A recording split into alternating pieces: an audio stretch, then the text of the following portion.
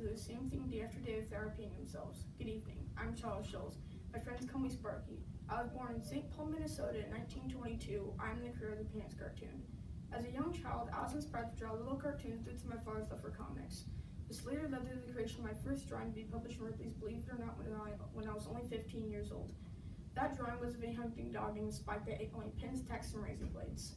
2 years later, I signed up for a drawing correspondence course and received a C+ in the drawing category.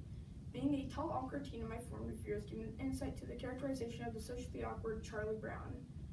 Once World War II had started, I was drafted into the Army as a gunner in Europe. Shortly after the war ended, I was sent back to St. Paul and took a job as an art instructor at the same academy I had taken my earlier course. At the academy, I met the woman that inspired the little red-haired girl Heather in my cartoons. Later on, I began to sell my cartoons through Saturday Evening Post, one of the nation's most popular magazines. Shortly after, I married Joyce Halverson, and we eventually had 5 children. I published my first comics panel to the St. Paul Pioneer Press. That comic strip was the forerunner up to my famous Peanuts cartoon, which was formerly known as Little Folks. A few years later, my Peanuts cartoon began to become popular with people that liked to read magazines and newspapers.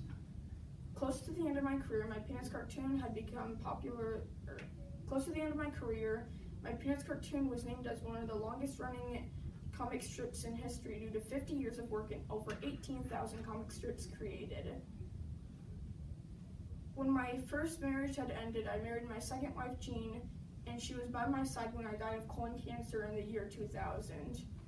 When I died, comic artists around the world made comics in remembrance of me, and they said that they would miss me.